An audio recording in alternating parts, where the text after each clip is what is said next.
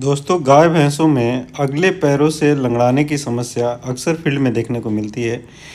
ये केस अक्सर कंफ्यूज करता है। इस तरह के केस जब आपको मिलते हैं, अगर गाय या भैंस में एक पैर से लंगड़ापन होता है, जैसा कि इस भैंस को आप देख पा रहे हैं, तो अक्सर प्रैक्टिशनर को ये लगता है कि उसका पैर या तो डिसलोकेट हो गया है या उसमें फ्रैक्चर हो गया है।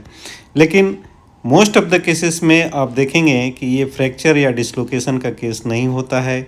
ये जनरली रेडियल नर्व पैरालिसिस का केस होता है, जिसे ड्रॉप्ड एल्बो कहते हैं, या जिसमें रेडियल नर्व की पैरालिसिस हो जाने के चलते जानवर का जो पैर है वो उसके साइज से बड़ा हो जाता है।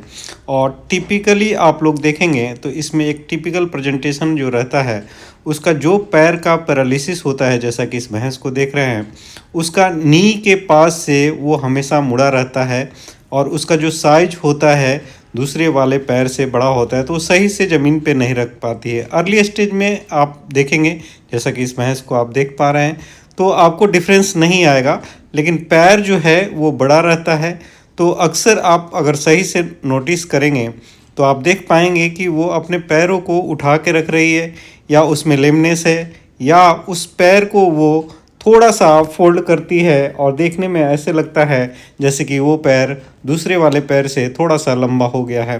तो इस तरह के अगर सिम्टम आपको दिखते हैं तो आपको उसको अर्ली स्टेज में ही सस्पेक्ट कर लेना चाहिए कि वो रेडियल नर्व पैरालिसिस है। कुछ केसेस में जानवर खड़ा नहीं हो पाता है आगे के पैरों से, खास करके जब आप उसे सपोर्ट करके खड़ा करते हैं तो वो खड़ी हो जाती है।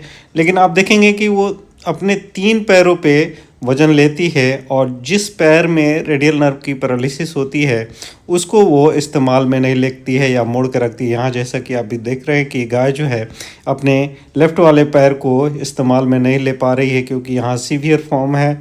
और उसके ट्रीटमेंट के कुछ ही दिनों के बाद आप देख सकते हैं कि ये गाय खड़ी हो गई विदाउट सपोर्ट के।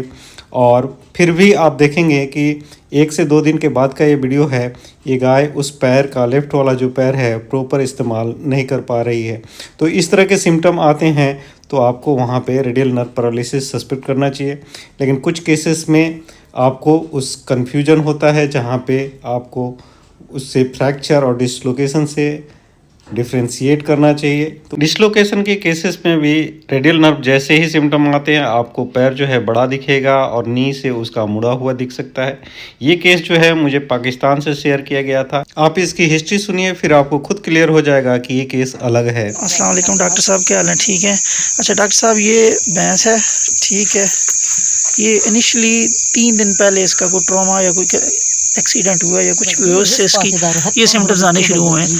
तो ये तकरीबन 3 दिन पहले ये इस तरह शो कर रही थी जैसे ये रेडियल नर्व पैरालिसिस के सिम्टम है, लेकिन ये सूजन 3 दिन के बाद जब ख़त्म हुई तब यहाँ पे भी बिल्कुल ना लग रहा है जैसे यहाँ पे हेमरस पे फ्रैक्चर है। अब ये बताएं इसका क्या इशू है?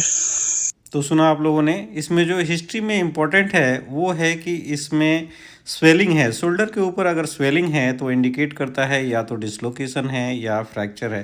जैसा कि उन्होंने कहा कि ह्यूमरस का फ्रैक्चर हो सकता है, डिप्रेशन है, स्वेलिंग है, तो ये पॉसिबल है कि ये केस जो है फ्रैक्चर का होगा। लेकिन मोस्ट प्रोबेबली ये, मुझे जहाँ तक लग रहा है, ये डिसलोकेशन का है, क्योंकि यहाँ पे आप डिप्रेशन क्लियरली देख सकते हैं। तो जब भी आपको अगले एक पैर के लंगड़ापन के केस मिलते हैं, उसमें आपको रेडियल नर्व पैरालिसिस को कंसीडर करना चाहिए। इस बुल की भी हिस्ट्री ऐसी ही थी, जिसमें कोई स्वेलिंग नहीं था, लेकिन लेफ़्ट पैर से वो लंगड़ा रहा था, और इसका लेफ़्ट वाला पैर राइट वाले पैर से थोड़ा सा लंबा हो गया था, जैसा कि आप यहाँ पे देख पा रहे हैं। इसका पैर लंबा भी है, और जो मैं कह रहा था कि जब चलते समय उसको एक तरह से ज़मीन खोदने जैसा चलते हैं, जैसे लगता है कि उस पैर से वो ज़मीन को खोदना चाहता है, या उसको थोड़ा सा फोल्ड करके रखता है, जैसा कि इस भैंस में आप देख पा रहे हैं।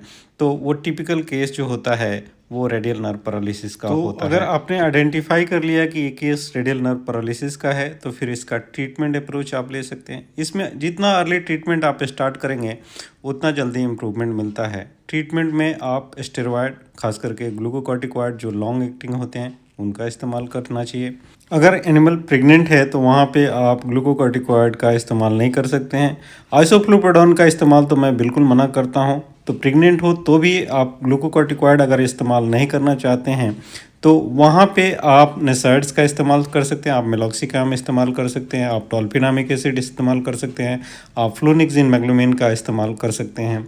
इसके साथ साथ आपको हॉट एंड कोल्ड मसाज देना होगा। शोल्डर एरिया पे हॉट एंड कोल्ड मसाज अगर आप देते हैं तो उससे जल्दी रिलीफ मिलता है और रिकवरी के चांसेस बहुत ज़्यादा हो जाते हैं। सॉफ्ट बेडिंग देना और एनिमल को पूरी तरह से हाइड्रेट करके रखना और सपोर्ट करता है। जितना जल्द हो सके उतना जल्द आप ट्रीटमेंट स्टार्ट करेंगे तो आपको सक्सेस रेट ज़्यादा मिलेगा। इसमें डिटेल में हमने बना रखे हैं। अगर आप ट्रीटमेंट डिटेल में जानना चाहते हैं तो हमारे channel doctor Shankar vet virtual classes को सब्सक्राइब कीजिए। अगर आप इंडिया में रहते हैं तो आप मेरा मेंबरशिप भी ले सकते हैं और आप अपने क्लिनिकल प्रैक्टिस को बेहतर बना सकते हैं। मेंबर्स के लिए स्पेशल वीडियोस बनाए जाते हैं जिसमें डिटेल में ट्रीटमेंट और बाकी के अप्रोचेस, डायग्नोस्टिक अप्रोचेस मैं सिखाने की उनको कोशिश करता हूं। हालांकि मैं अपने नॉर्मल वीडियोस में भी सारे इन्फॉर्मेशन लगभग डालने की कोशिश करता हूं जिससे आपका क्लिनिकल प्रैक्टिस बेहतर से बेहतर हो सके। फिर भी अगर आप इंडिया में रहते हैं, मैं इंडिया इसलिए कह रहा हूं कि यूट्यूब की पॉलिसी है जो एक ही करेंसी को मेंबरशिप अलाउ करता है। मुझे पाकिस्तान से, बांग्लादेश से, अफ़गानिस्तान से, डिफरेंट कंट्री से बहुत सारे रिक्वेस्ट आते हैं कि मुझे मेंबर बनना है। तो मैं उन लोगों से क्षमा चाहता हूं कि यूट्यूब पॉलिसी के चलते अगर आप इंडिया से बाहर रहते हैं तो मेंबरशिप ज्वाइन नहीं कर सकते हैं। तो अगर आप चाहते हैं कि आपका क्लिनिकल प्रैक्टिस बेहतर से बेहतर बने तो आप 159 पर मंथ वाला मेंबरशिप ले करके अपने क्लिनिकल प्रैक्टिस को डेफिनेटली इम्प्रूव कर सकते हैं। अगर आप मेंबर नहीं बनना चाहते हैं तो आप जस्ट हमारे वीडियोस को फॉलो करते रहिए। मुझे पूरा विश्वास है कि आप ज़रूर अपने प्रैक्टिस को बेहतर बना लेंगे क्योंकि मैं नॉर्मल वीडियोस में भी लगभग सारी इन्फॉर्मेशन डालता हूं जिससे आपका क्लिनिकल प्रैक्टिस बेहतर से बेहतर होगा। आप सबों का बहुत प्यार मिल रहा है, इसी तरह से मेरे साथ जुड़े रहे। बहुत बहुत धन्यवाद। नमस्कार।